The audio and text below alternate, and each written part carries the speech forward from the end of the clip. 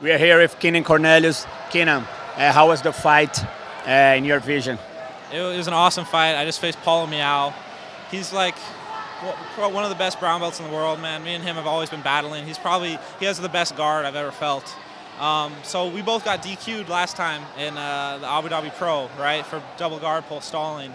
So the rules had in the past been both people get stalling calls no matter what's happening from double guard pull, which doesn't really make sense if you think about it, because one guy can be more active, but they've always just given double stalling points. So in this match, The rule is fine. You agree with the rule? yeah, I agree with it. So in this match, we were double guard pull, which is what I always do when I fought the Miaos, because I've been successful with it in the past.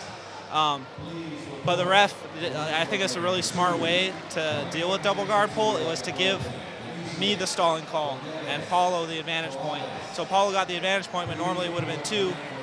So in that situation, I'm down on advantage point, so I have to come up to get the advantage back to make it equal again. So in this case, he gave me 1 penalty. I think I got the penalty and I didn't realize it. So and then just gave him the advantage, and that's when I realized, oh, okay, I'm the one stalling. He went for your foot, so.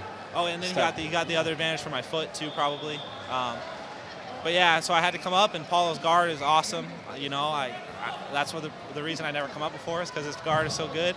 But this time I had to come up, and I'm glad I did. And Paulo's like, he's the man. Him and Joao are like, I have so much respect for those guys. Like, I joke around with them just because we always are competing against each other, so I like to mess with them sometimes.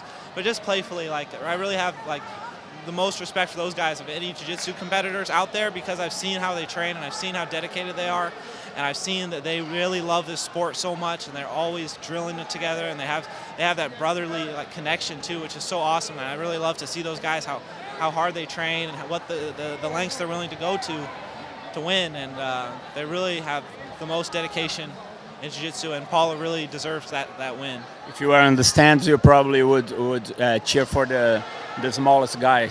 Right, yeah. People are cheering for Paulo, and I don't blame him. He's in there. He's 40 pounds lighter than me.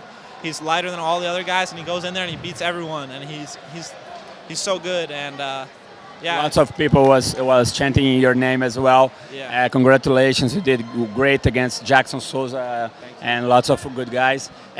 You train together. It helps when you fight, or it doesn't help? How do you see that? We got to train together a few times. Like, obviously, we didn't really train together all the time because we were gonna have to compete against each other.